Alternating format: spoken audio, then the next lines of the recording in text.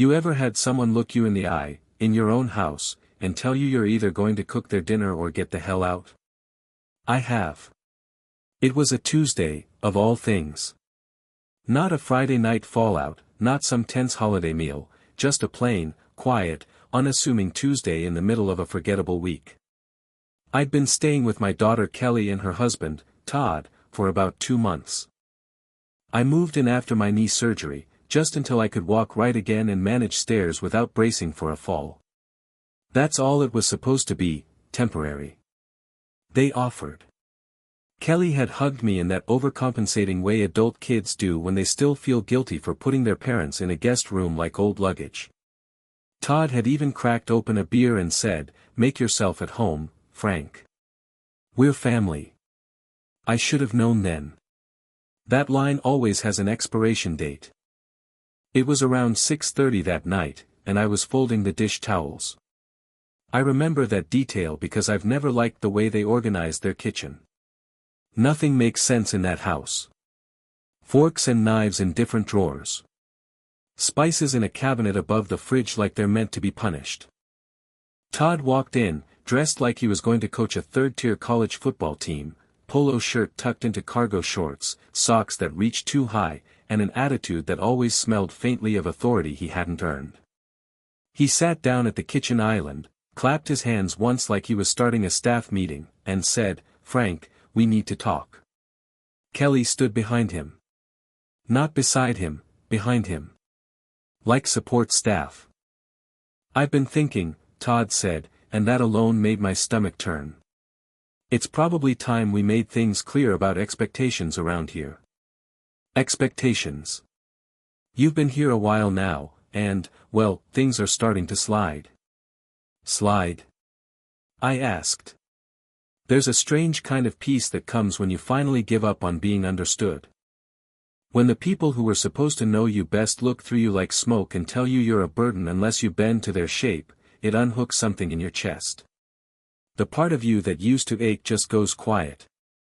I drove east first. Not because I had anywhere to be, but because I didn't want to look in the rearview mirror and see their porch light. That porch light had always meant warmth and family. Now it just reminded me how cheap those words had become. My RV groaned over every crack in the asphalt. She rattled like an old woman protesting her bones, but she moved. That's what mattered. I hadn't named her yet, never thought I needed to.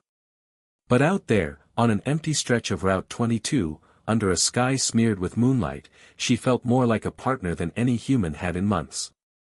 The dash clock didn't work. The radio buzzed with static, then silence. My only soundtrack was the hum of tires on pavement and the occasional wheeze of the heater fan when I dared to use it. There was something honest in that. By 2 a.m., I found a rest stop outside of Zanesville. Empty lot. One broken vending machine. 2 dead streetlights. I parked near the edge, killed the engine, and just sat there. Staring through the windshield at nothing in particular. The adrenaline had drained from my blood, and the weight of what just happened started to settle in my shoulders. I wasn't angry yet. Not really. Anger comes later, after the confusion clears out. What I felt then was smaller. Sharper. Like grief without a body to bury. I opened the drawer under the kitchenette sink and pulled out my notebook. Just an old leather-bound journal I used to keep grocery lists in. I wrote 3 lines on a blank page. Todd called me dead weight. Kelly didn't argue. I left anyway. Then I closed it. That was enough truth for one night. At sunrise, I woke to the sound of birds and a diesel truck pulling in 2 spots over. My back ached, and my hip was already threatening mutiny from the cramped sleep. I climbed out of bed, shuffled to the tiny bathroom, washed my face with cold water, and stared at the guy in the mirror. Gray beard. Creases like carved stone. Eyes that didn't blink as much as they used to. "You left," I said aloud. "Now what?" I didn't have an answer. But I had gas. I had a working vehicle. I had a roof over my head, even if it leaked a little. That made me richer than I felt. Before I pulled out of the lot, I did something stupid, something petty. I opened the TikTok app Kelly once installed on my phone so I could follow her home renovation journey. I figured I'd delete it. Instead, I tapped record. I didn't rehearse. Just pointed the camera at myself and said, "My daughter's husband gave me a choice, be their butler, or get out. So here I am. Got out. Now I live in an RV that smells like mildew and regret, but at least the only person I'm serving breakfast to is me." I paused, then added with a shrug, "Maybe it's not a midlife crisis if you're already 70. I posted it. No hashtags. No music. Just uploaded and tucked the phone into the glove box like I'd thrown a message into the ocean. Back on the road, the miles rolled under me like a prayer. Towns with names I forgot as soon as I passed the exit signs. Gas station coffee that tasted like burnt rubber. A bag of trail mix and 2 gas station hot dogs sustained me through the next day. I didn't feel like a man who had a plan. But I didn't feel like a man begging for a place at someone else's table anymore either. By day 3, I made it to a small park near Athens. Shady trees. River nearby. Nothing fancy, but it felt like something I'd earned. I parked the RV beside a picnic table, pulled out a lawn chair, and watched the water until the sun dipped low. Later that night, as I sat with a cold beer and the sound of crickets for company, my phone buzzed. Notification from TikTok. 12,482 views. 298 comments. I blinked. Opened it. My face, worn, tired, and squinting in morning light, was stitched between videos of teenagers dancing and women teaching makeup routines. But the comments? Damn. This hit hard. Respect, old man. My dad got treated like this too. He lives in a van now. Happier than ever. Please keep posting. I scrolled, mouth slightly open. Some shared stories. Others offered support. A few trolls too, sure, but they were drowned out by the sheer volume of strangers saying, "We see you." For the first time in a long time, I felt seen. I didn't sleep much that night. Not out of stress, but something closer to electricity. That nervous, jittery spark that makes your fingers itch. I'd never been good at technology. But I knew how to tell a story. I'd been doing it my whole life, at work, around campfires, over beers. Maybe the stage had just changed. Next morning, I filmed another video. This time with a little more intention. This is Frank, reporting live from the luxurious retirement palace known as a 1996 bounder with a busted microwave. Today's agenda: coffee, solitude, and zero ass kissing. I posted it. Didn't think twice. By nightfall, I had 20,000 followers. People were sending messages. Asking where I was headed. Offering tips for RV repairs. One guy from Tennessee offered to let me park on his land. And me? I just sat there in the dim glow of the RV's single working bulb, sipping gas station wine out of a cracked coffee mug, and let myself smile for the first time since I left. Because maybe this wasn't a breakdown. Maybe it was a beginning. 3 days after my video hit 20,000 views, I woke up to a message request from a stranger named Mags the Mechanic that just said, "You ever think of calling this a series? You've got a whole vibe going." That word, vibe. I almost laughed. I'm a 70-year-old man with back pain and a busted carburetor. A vibe? But I opened the app anyway. There it was. 48,000 views. 1,300 comments. I scrolled. People weren't just watching, they were waiting. For me. For the next update. Some of them were tagging friends. Some called me Gramps Gone Wild. One even wrote, "This is like if Red Foreman from that 70s show decided to start a vlog." And I'll be honest, something clicked. Something I didn't even know was still alive inside me. It wasn't about going viral. I didn't give a damn about followers. It was the attention, but not the hollow kind. This wasn't like yelling into a room of people who don't want you there.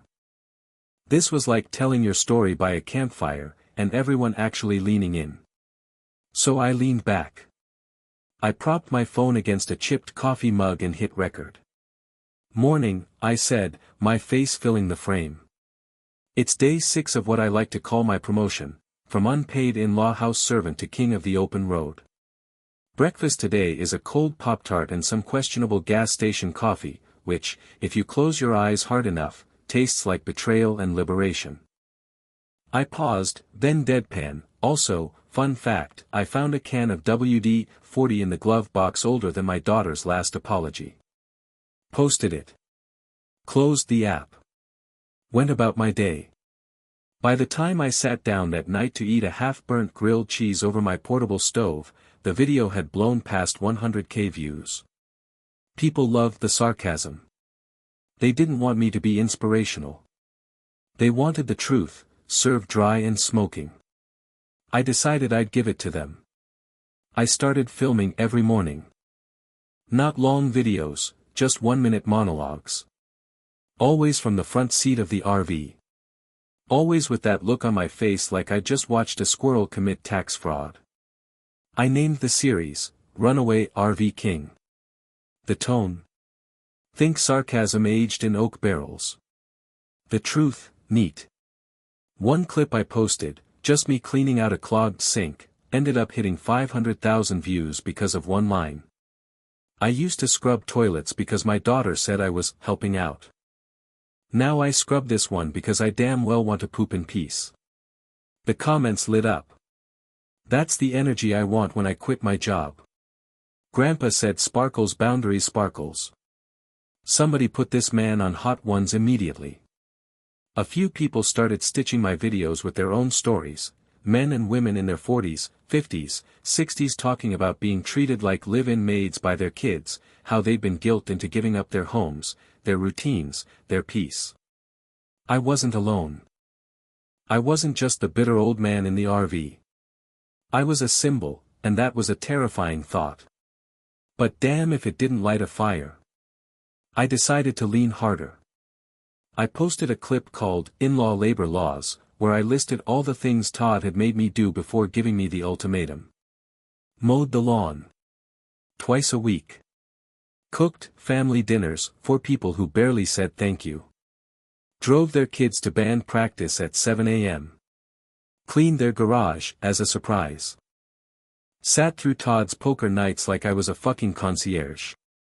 And at the end, I deadpanned to the camera. Still waiting on my 401k from Butler Corp., LLC. That one went nuclear. 2 million views in 48 hours. My inbox filled up with interview requests, mostly small podcasts and YouTubers with names like The Elders React Channel and Petty Parent Diaries. I ignored the first wave. I wasn't ready. Hell, I was still figuring out how to turn the stove on without flipping the breaker. But then I got a message from someone who called herself a Trailer Queen Jess. She had 1 million followers and a series where she interviewed people living unconventional lives, converted school bus owners, van lifers, ex-lawyers turned wilderness photographers. She messaged, "You're a riot. Want to zoom in and tell your story? No pressure. But I think you're onto something big." I stared at that message for a long time. Then I said screw it. We recorded the interview in my RV at a rest stop outside Chillicothe. I wore my cleanest flannel and cracked open a beer mid-call. She asked about the moment I left. I told her the truth. I wasn't mad at first. I was embarrassed. That they thought so little of me. That my daughter didn't flinch while her husband treated me like the help. But now I'm just glad they said it out loud. Because silence is harder to fight. She didn't cut a word of it. She posted the clip, and within a day, her followers were in my comments saying things like, "Where's this man's merch? Does he need an editor? I'll work for free. Start a GoFundMe for this legend. Get him a working stove. People started tagging companies, brands, RV pages, travel blogs. And that's when the emails started coming. Offers. Brands I'd never heard of. Some real, some sketchy as hell. But one name stood out, Nomad Craft, a mid-size RV equipment company with a decent online presence. They didn't offer cash. They offered repairs. We'll outfit your RV. New brakes, new battery, fresh water tank. In exchange, just keep doing what you're doing. Mention us now and then. I said yes before I had time to talk myself out of it. Because this old man, he didn't just get kicked out of a house. He just stepped into a brand new life. I used to think storytelling was something you did over a grill. Or around a bonfire with a beer in hand. You told your friends about the time you nearly lost a toe to a chainsaw, or how your cousin got arrested for stealing a hot dog cart. It was entertainment. A way to pass the time. But on the road? On the internet? It's a weapon. A funny one. A slow one. But sharp just the same. It started as a joke. I filmed a clip in the parking lot of an abandoned diner in Indiana. I hadn't slept well the night before. Neighbors were a pack of coyotes howling at the moon like it owed them money. I was grumpy, greasy-haired, and fueled by 3 gas station breakfast burritos. I clicked on the camera and said, "Welcome back to life with my in-laws, free labor edition." In today's episode, we explore the delicate art of being emotionally manipulated into pressure washing your son-in-law's fence while he supervises from the porch with a Bud Light. I didn't expect it to blow up. By dinner, it had 1 million views. 3 million by the next morning. I didn't even have a thumbnail on it, just my tired-ass face looking like I'd been mugged by a leaf blower. So I made another. That one I filmed sitting cross-legged on top of the RV, wearing a bandana I found in the glove box and a pair of sunglasses I stole from a truck stop clearance rack. This week on Free Labor Edition, I described the time I asked if I could take the grandkids to the zoo and was told, only if you clean the gutters first. Because nothing says family like conditional love and a 30-foot ladder. Cue another viral wave. People loved it. Not just the content, the tone. They weren't just laughing. They were nodding. They were angry on my behalf. The comments got mean, but not to me. They went for Todd. Your daughter married a walking Home Depot coupon. Tell Todd he can mow his own damn lawn with his overpriced golf clubs. Bro thinks he's a king because he owns a pellet smoker. It was vicious. And I'd be lying if I said it didn't feel good. See, something shifted in me. I stopped just telling what happened. I started dissecting it, surgically, bitterly, with a scalpel made of sarcasm and years of pent-up disappointment. I talked about how Todd would walk around shirtless on weekends like he was starring in a bad reality show called DIY Alpha Male. How he never made eye contact with me unless he wanted something. How every favor I did somehow got rebranded as a bonding moment. And the audience? They ate it up. I made a whole playlist called Toddisms. Short clips. One-liners. Observations. Todd says I should get some sun. Translation, mow the back half of the yard too. Todd's idea of parenting is yelling at Alexa to turn off the Xbox. Todd once told me, this house runs like a business. Brother, you're 6 months behind on the water bill. It wasn't just content anymore. It was therapy. People stitched their own videos reacting to mine. Some showed their own family messes. One woman from Michigan even recreated Todd's voice using a sock puppet and a beer can. Others got investigative. Because here's the thing about the internet, it snoops. I never mentioned last names. Never gave locations. But people picked up the breadcrumbs. They found Kelly's Pinterest wedding board. Todd's LinkedIn. Even his contracting business, Todd's Total Touch UPS, which, judging by the reviews, had less touch and more oops. They didn't just leave nasty comments. They destroyed his online reputation. His Yelp page got flooded. Owner treats people like disposable help. Terrible business ethics. Probably forces his father-in-law to sand drywall for exposure. 1 star. Would have given 0 if I could deduct emotional labor. Even Google Maps had someone add a new location tag near his office, Todd's entitled palace, no old men allowed.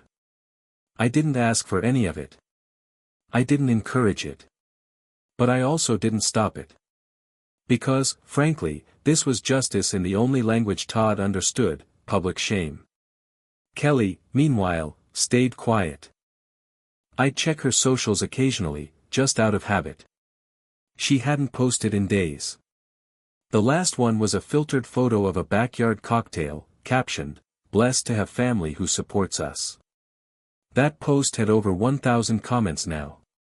Most of them said something like, "Did you mean emotionally supports you? Or just builds your patio for free? Did your dad get to drink one of those? Or was he too busy unclogging your pool filter?" Brutal. And I still hadn't said a word to her. Not one call. Not one message. I wasn't angry, I was done. That's a different feeling altogether. There's no fire. Just stillness. Like standing outside a burning house and realizing it doesn't hold anything you need anymore. That week, I passed through Missouri. A truck stop cashier recognized me. "Hey, you're RV guy," she said, grinning as she rang up my beef jerky and coffee. "Technically I'm Frank," I said, "but yeah. That's me." She told me her dad went through the same thing, booted out by his daughter and her new husband. He lives out of a van now. He watches your videos every night. Says you make him feel less invisible. I stood there, receipt in hand, suddenly struggling to blink. Invisible. That's the word I hadn't said out loud yet. That's what I'd felt like for years. Before the RV. Before TikTok. Before the internet turned my bitterness into a movement. Not angry. Not unlovable. Just unseen. And now. Now people were listening. I didn't set out to destroy anyone. I just wanted to tell the truth. But the thing about truth is, once it's out there, raw, unvarnished, ugly in all the ways you tried to hide, it doesn't stay quiet. And if it hits the wrong nerve in the right people, it becomes a wildfire. The first real crack came on a Sunday afternoon. I was parked at a lake in Oklahoma, boots kicked up on the dash, filming a segment I called, The Lawn Chronicles, a special request from a commenter who said, "Tell us more about the time Todd made you edge the garden beds before he left for Topgolf." So I did. I told the story. How he gave me a dull pair of clippers and said, "Make it crisp. I want that clean HOA look." How he sat on the patio eating chicken wings with his feet up while I sweated under a June sun that could have fried a snake on concrete. How Kelly brought him a Gatorade and didn't even offer me a glass of water. And when I finished, I said to the camera, he nodded once and said, "Good. Now we just need to repaint the shed." Like I was a one-man landscaping crew with no expiration date. I ended the video with my signature line, "No charge, of course. I work for exposure and the occasional passive-aggressive thank you." Then I posted it. Within 24 hours, the video was stitched by a TikTok user named @Suburban Sleuth, a stay-at-home mom with 300K followers and a hobby for investigative deep dives. She didn't just stitch it. She went full FBI. Her video started like a trailer for a true crime docuseries. You ever wonder who Todd really is? Buckle up. Screenshots flew by. Yelp reviews. Property records.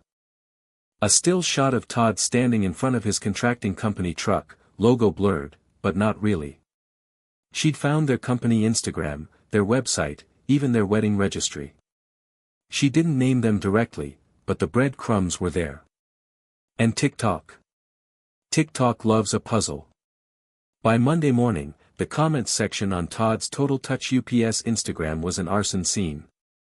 Are you the guy who turned your FIL into a free handyman? Does every new client get a side of emotional neglect? Hard pass on hiring anyone who treats their own family like dirt. They turned off comments. Didn't matter. The Yelp reviews were worse. I checked that night out of curiosity, and maybe a little hunger for justice, and nearly dropped my beer when I saw it. Overall rating, 2.1 stars. Newest reviews. Scheduled Todd's team for a deck remodel. But unless my father-in-law does the work, I guess I'm screwed. Asked if they mow lawns. Guy said no. Weird, because that's all he made his retired FIL do for 2 years. Google wasn't far behind. People tagged the business on maps with custom pins. Slave Labor HQ. Entitlement Emporium. The house that free labor built. I didn't touch any of it. Didn't comment. Didn't respond. I just sat in my RV that night, heat cranked against the desert cold, watching a digital justice system unfold like some kind of karmic court TV special. The next day, I got the call. Blocked number. I picked up out of habit. Dad. Her voice was tight. Quiet. Like she'd been crying but refused to let it show. Kelly, I said. What the hell did you do? I didn't flinch. Told the truth. Her breath hitched. Our business is tanking. Clients are canceling. We lost 2 contracts this week, 6-figure ones. People are saying we abuse our family. That Todd's a sociopath. That her voice cracked, that I'm complicit. You are, I said plainly. You stood there while he made me scrub your toilets. That's not fair. You're right. It wasn't. Silence. Then a long inhale. I never meant for it to get this far, she whispered. It was supposed to be temporary. So was my stay. She didn't answer that. Finally, she said, please. Just stop posting. Let it die. I closed my eyes. You told me to leave if I didn't want to be your servant, I said. So I did. But I'm not going to pretend it didn't happen. You don't get to break someone and then ask them to shut up about the cracks. Another beat of silence. Then she hung up. No goodbye. No apology. Just the end of a call that came too late. I stared at the phone for a long time after that. My finger hovered over the power button. But I didn't turn it off. Instead, I opened the camera again. Hit record. Spoke directly to the lens. Just got a call. They want me to stop. They say I'm ruining their lives. I leaned back, face lit by the dusty gold of the setting sun. You ever notice how people get real concerned about consequences once they're the ones getting served? Then I smiled. The story's just getting started. The lawn. The trash. The meals. It's starting to feel unbalanced. I work, Kelly works. You're here all day. I said nothing. Just looked at him. I wanted to see how far he'd go. He leaned in, elbows on the granite like a man delivering wisdom. So here it is. Either you start pitching in. Mow the lawn. Cook the meals. Keep things running. Or, you move on. Kelly looked down at her feet. She didn't say a word. I stared at them both. My daughter and the man she married, 2 people standing in my kitchen, telling me I needed to earn the right to breathe under their roof. I'm not a proud man, not in a stupid way. I've scrubbed gas station bathrooms. I've hauled drywall in 102-degree heat. I've worn steel-toed boots into situations that left me with scars and a limp. I'm not too proud to work. But that wasn't work. That was servitude. They didn't want a house guest. They wanted a housekeeper. So I stood up slow, like the old man he clearly thought I was. I didn't raise my voice. I didn't argue. I walked past them both, calm as a morning lake, and went to the hall closet. Pulled out my battered leather suitcase, the one with duct tape on one corner and a zipper that sticks halfway closed. I packed it with what little I'd brought, 2 flannel shirts, jeans, my shaving kit, and the photo of Kelly when she was 8 and still looked at me like I could solve any problem. I walked out the back door. My boots hit the porch wood hard, every step echoing like a closing chapter. Parked beside the fence was my RV, an old 1996 Bounder I hadn't driven in years. Dust-coated, sun-bleached, and stubborn as hell. It hadn't started the last 2 winters, but I kept it there anyway, like a shrine to the road trips I'd stopped taking. I threw my bag inside and sat in the driver's seat. The key was still in the glove box. That engine coughed like a 2-pack-a-day smoker but came alive on the 3rd try. I laughed. I fucking laughed. Because I'd expected it to fail, and instead, it roared like it remembered who it used to be. Just like me. As I backed out of the gravel driveway, I saw Todd standing at the kitchen window. Arms folded. Triumphant. Kelly was behind him, half turned away. She didn't wave.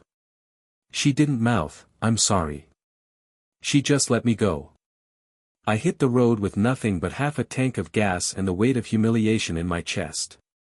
I didn't know where I was going yet. Didn't care.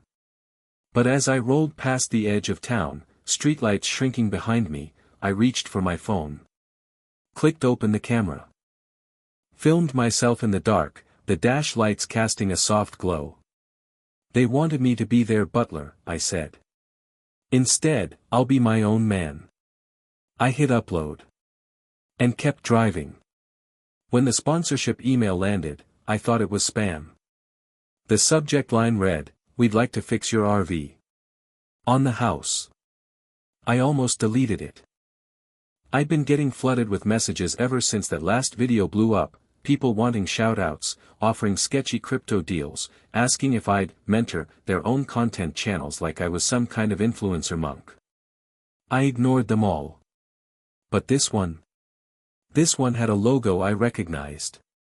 Nomad North. I'd seen their name a dozen times on TikTok in videos by other road warriors. They sold solar panels, composting toilets, RV upgrades. Real gear. Real company. And now they wanted me. I opened the email. It was short. Direct. My kind of language. Frank. We've been following your story. We love your voice, your grit, and the honesty you bring to your platform. Let us help keep your wheels turning.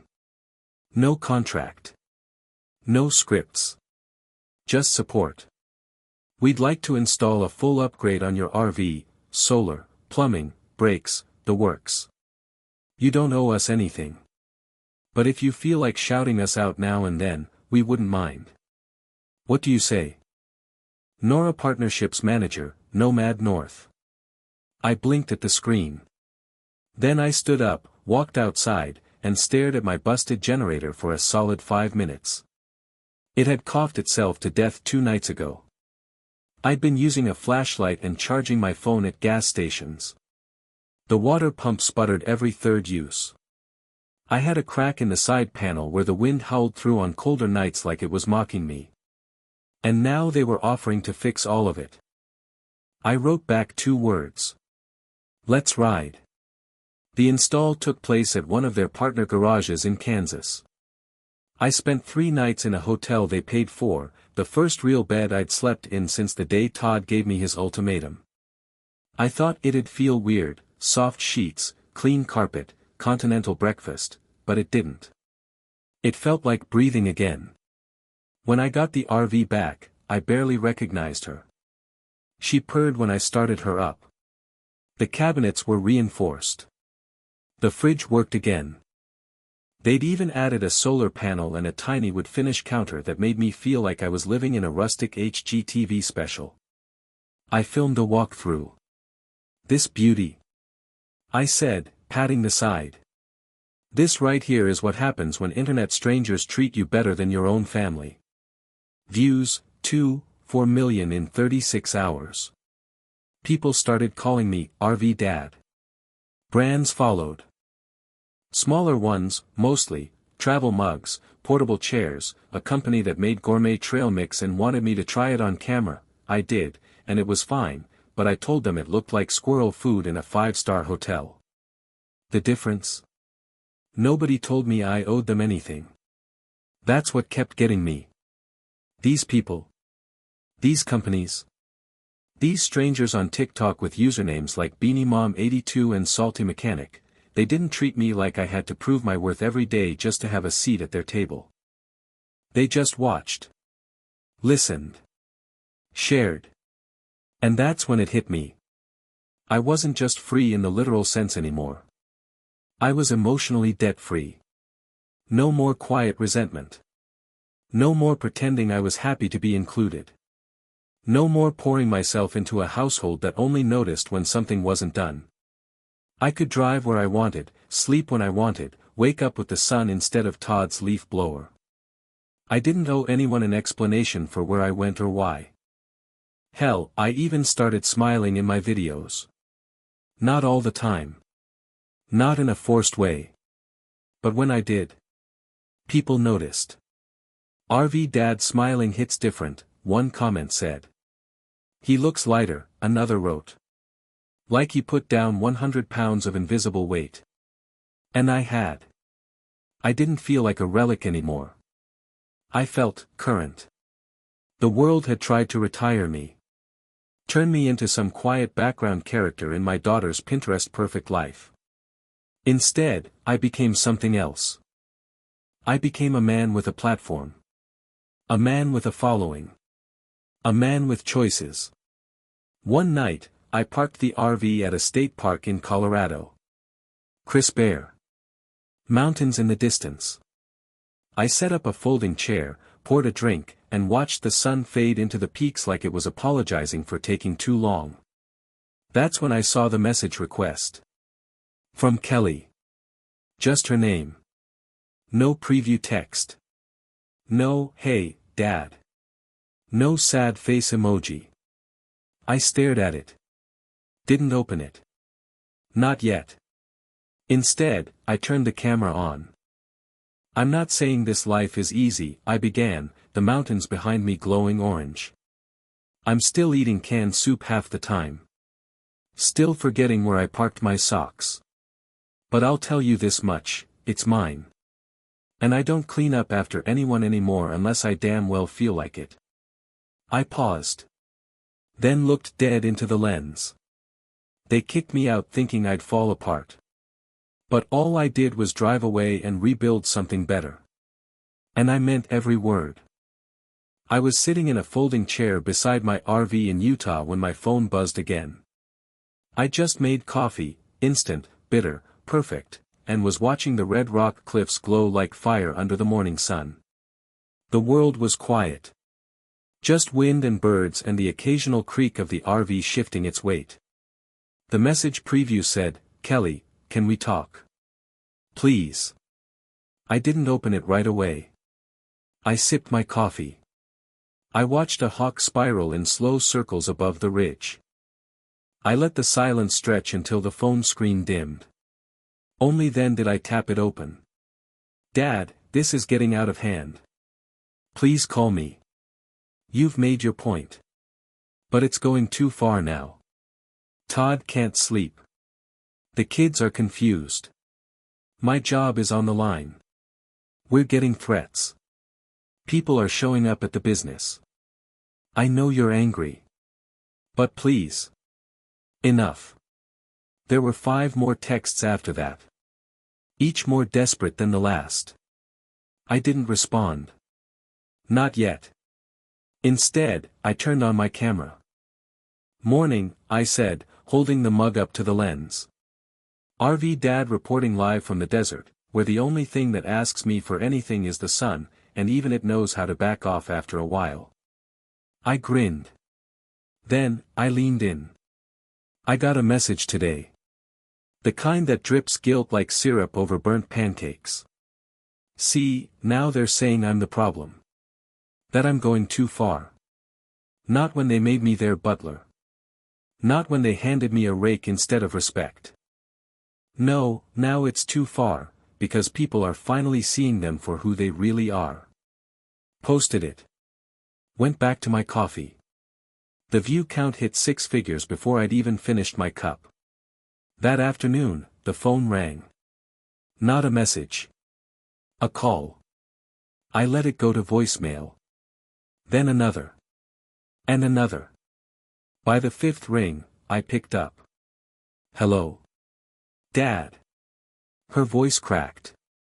Just one syllable, and I knew she'd been crying. I'm here, I said, keeping my tone flat. Can we talk? I stood up, walked a few paces away from the RV, phone pressed to my ear. The rocks beneath my boots crunched with every step. You're talking, I said. There was a pause. Then she exhaled hard. I didn't think this would happen. The internet, it's insane. People are calling me names. Our neighbors think we're monsters. Todd's business lost 3 contracts this week. I can't even go to the grocery store without someone pointing. And. Her voice wavered. I get it, okay. I do. We were wrong. I stopped walking. That's a big word, I said. You want to be more specific? You didn't deserve what we did, she said. Todd he is, a lot. I let him take over. I didn't stop it. I didn't speak up. I just stood there. I sat on a rock and stared at the canyon below. You said nothing, I whispered. Not even when he said I had to serve or leave. You looked at the floor, and you said nothing. I know. Her voice cracked again. I thought you'd stay. I thought you'd just go along with it like always. But then you left, and now we're the joke. No, I said. You're not the joke. You're the cautionary tale. Another silence. I miss you, she said. I didn't answer. Dad, please, she continued. Come home. We'll talk. We'll fix it. We'll apologize publicly if that's what it takes. Just end this. I felt something inside me tighten. Not out of revenge, but clarity. Let me ask you something, I said. If I'd posted those videos and no one cared, would you be calling me right now? She didn't answer. I left because you told me to. I started talking because I had no one to talk to. The only people who listened were strangers. And now that the world sees you clearly, you want silence. Tears were in her voice now. I want my dad back. No, I said softly. You want the version of me who stays quiet. That version's gone. She didn't hang up. But she didn't speak either. I let the silence stretch. Then added, the serving's over. But the story? It's still going. And then I hung up. I filmed another video that evening. Titled it, She Called. Told the story. Just like that. No edits. No music. Just a tired man with a canyon behind him and a phone full of unread apologies. She wants it to stop, I said. She wants me to come home. But there's no home to return to, not when the welcome mat was just a list of chores. The comments came in like a wave. You owe her nothing. She wants redemption without responsibility. Don't go back. She chose her silence. Someone wrote, every man who's been discarded after raising his kids needs to see this. That one stuck with me. Because I hadn't realized how many of us there were. Quiet men. Bent backs. Open wallets. Calloused hands. Forgotten. The difference now? I wasn't forgotten anymore. I didn't celebrate when the news broke. I just sat there, coffee in one hand, phone in the other, reading the headline over and over again. Small business crumbles after viral TikTok exposé by former in-law. They didn't use names. But they didn't have to. Anyone who'd followed my story knew who it was. Todd's face wasn't in the article, but his logo sure as hell was. Right there on a blue truck in the background of a photo taken outside their now padlocked office. The story hit local news outlets first. Then a few online rags picked it up. Within a week, national blogs had run with it, tagging me as the runaway RV dad, who'd burned his family's castle down with nothing but a smartphone and a broken heart. Some called it petty. Others called it the most satisfying revenge arc of the decade. Me? I just called it Tuesday. I parked the RV in a dusty lot overlooking Route 6 and filmed my reaction like I always did, dry, direct, with the same casual energy you'd use to read a weather report. Apparently Todd's business is done, I said to the camera. Clients backed out. Reviews tanked. Bank foreclosed on their office space. I hear the neighborhoods talking. Wonder if he still thinks I should have just mowed the lawn. That clip hit 1 million views in 4 hours. But what really sent it flying was what I posted after. A duet. Side-by-side footage, on the left, Todd's old promotional video for his contracting company, him in sunglasses, arms crossed, standing in front of his truck like a suburban Tony Stark. On the right? Me. Sipping coffee in the driver's seat of my freshly repaired RV, caption, one of us builds with wood. The other builds with truth. It exploded. The comments were brutal. This is why you don't treat family like labor. Todd really thought he could silence a man who raised a daughter and an empire. He wanted a servant. He got a storyteller instead. By day 3, every mention of Todd's business online was buried beneath duets, memes, and reenactments of my original videos. One guy even hired an actor to play Todd and reshot my most popular TikToks as a short film titled, The Lawn That Broke the Camel's Back. I got tagged in every single one. And in the middle of all this, I kept driving. Through Arizona. Into Nevada. Rest stops, campgrounds, desert ridges. People started recognizing me in gas stations. Hey, RV dad. You're the guy who roasted his son-in-law. Dude, your voiceovers are legendary. My dad watches you every night with a glass of bourbon. One woman at a roadside diner offered to cover my breakfast. Said her ex-husband treated her like a maid until she saw my video and packed a bag the same day. I didn't even take my phone charger, she said with a grin. Didn't care. Just left. I nodded. Sometimes leaving is the loudest thing you can do. The emails from Kelly started coming again. This time, they weren't pleading. They were cold. Defensive. Legal in tone. You've made your point. This is harassment. You're destroying our reputation permanently. One even mentioned a lawyer. I posted a screenshot with the names blurred. Caption, imagine being more mad about the consequences than your own actions. That one. 4 million views. 8,000 comments. The public wasn't turning on me. They were doubling down. Hashtag Justice for RVDad trended for a weekend. Somebody designed a t-shirt with my face on it, RV in the background, and the words, "Mow your own damn lawn, Todd." They sent me one. I wore it. Filmed a video in it. Toast in hand, smile on my face. This morning, I woke up in the desert. My solar panel charged. My fridge full. No one yelling at me to edge the hedges. And apparently, my face is on a t-shirt. I guess I've officially peaked. Laughter in the comments. Shares. Memes. More fuel for the fire. And back in Ohio, Todd was losing everything.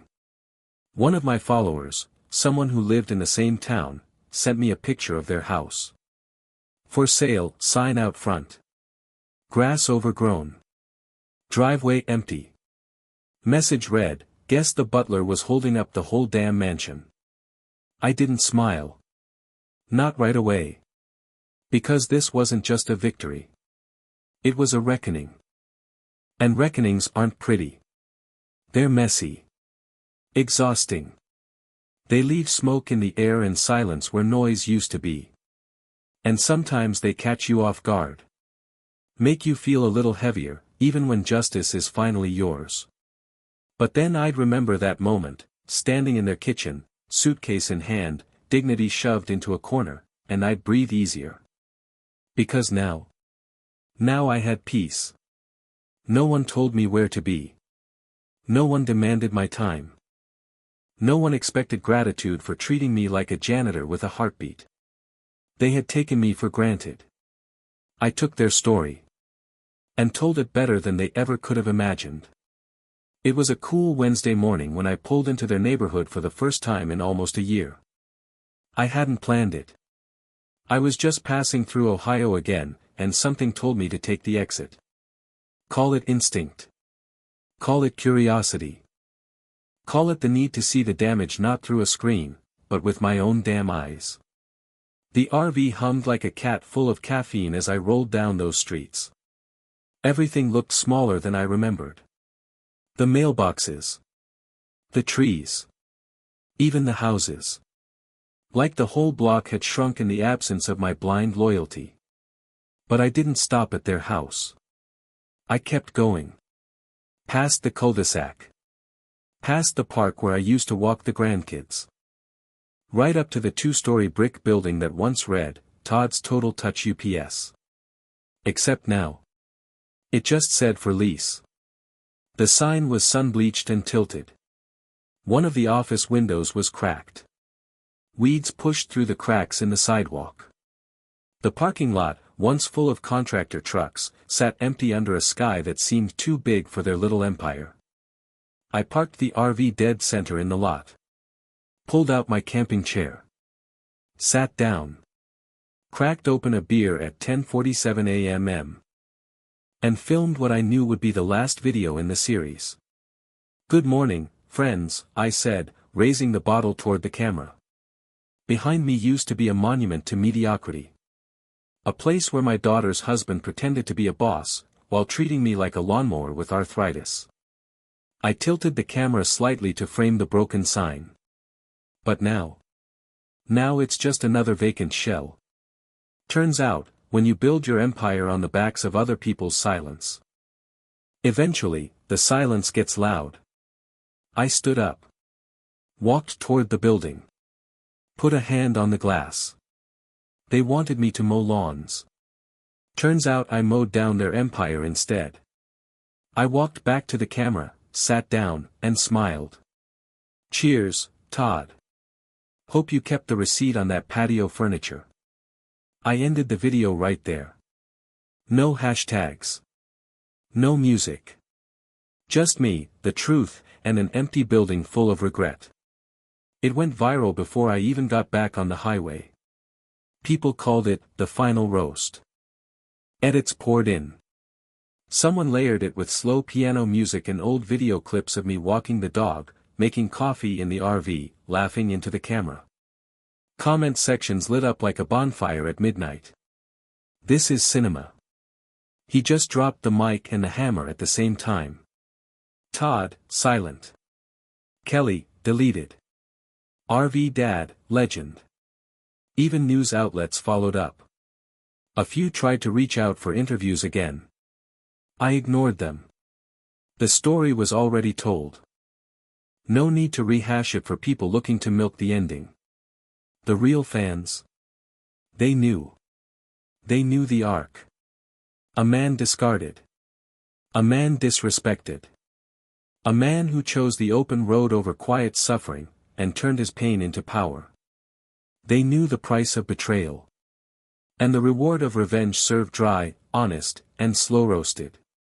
The fallout was complete. Todd deleted every trace of his business from the internet. No website. No Instagram. No LinkedIn. It was like he'd never existed in the professional world at all. Kelly locked her accounts. A few mutuals told me they were thinking of moving, said they couldn't handle the stares at church, the whispers at the school pickup line, the judgment they claimed wasn't fair. But they never apologized again. And honestly, I didn't need them to. Their silence, once the weapon, had become the confession. I drove away from that lot with the sun behind me, casting long shadows on the broken sign. Didn't look back. Didn't stop filming either. But the tone of my videos shifted after that. No more bitterness. No more venom. Just life. Cooking breakfast with the door open to the sunrise. Fixing a leak with duct tape and cursing like a sailor. Sharing stories from strangers who'd messaged me, inspired to reclaim their lives, their dignity, their time. One woman left her son's house after watching my series. She'd been sleeping on a pull-out couch for 2 years, cleaning up after a family who never said thank you. I thought it was normal, she wrote. But now I have a studio apartment and a cat named Karma. A man named Luis sent me a message from an old pickup truck outside Flagstaff.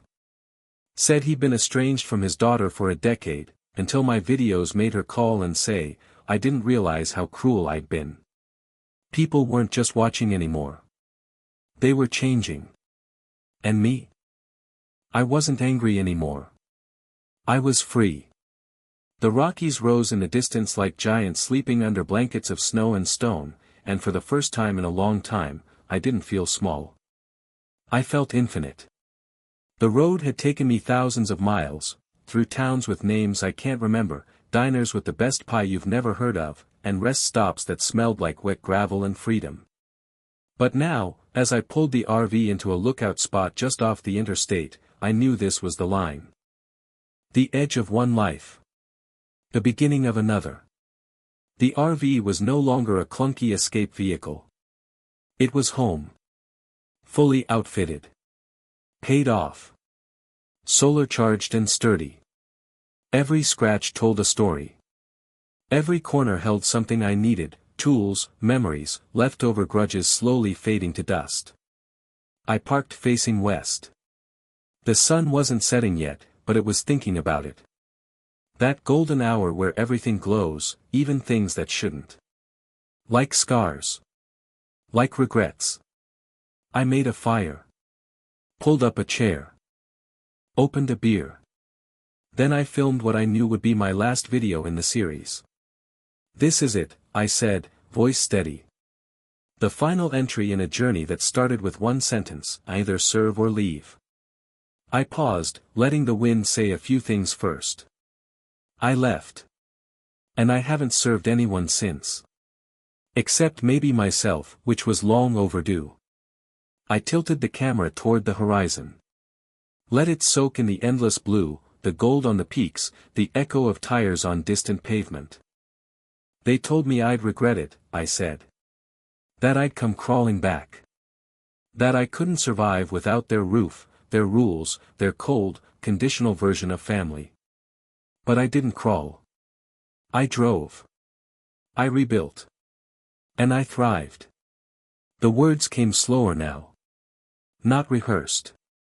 Just true.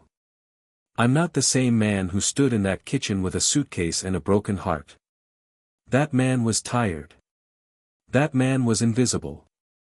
That man thought love was supposed to hurt if it came from your own blood. I looked straight into the lens. But this man learned that sometimes family is just a story we're told to keep us compliant. Real love isn't about duty. It's about respect. And once you stop settling for scraps, you start finding whole meals. I smiled.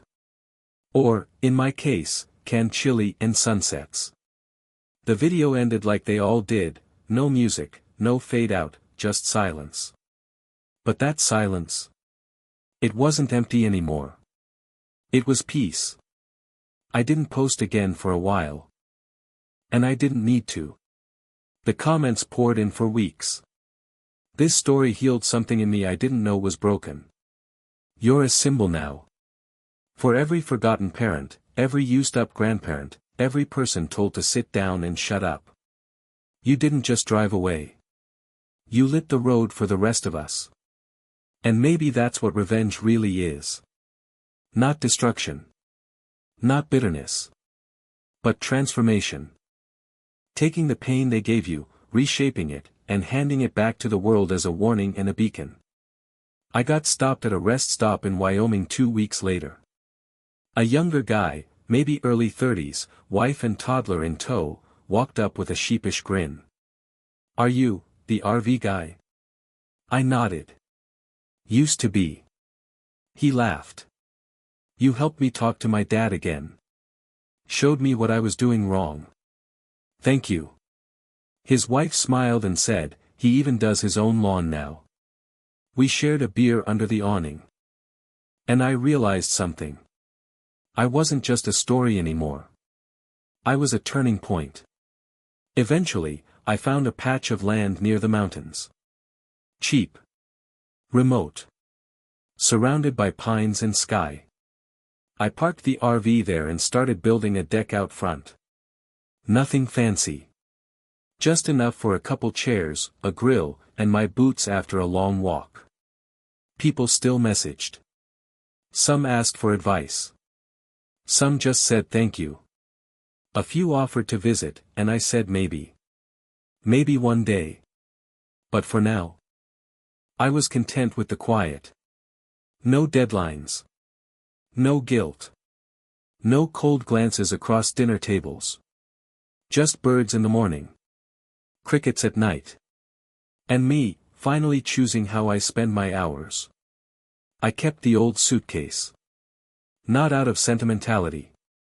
But as a reminder. A symbol of what I carried when I had nothing but the clothes on my back and a refusal to be disrespected one more damn day. Now I carry peace. And every mile I put behind me proves something they never believed. That when you stop begging for a seat at someone else's table, you finally have the space to build your own. And the food tastes better when you're the one who made it. Even if it's just canned chili.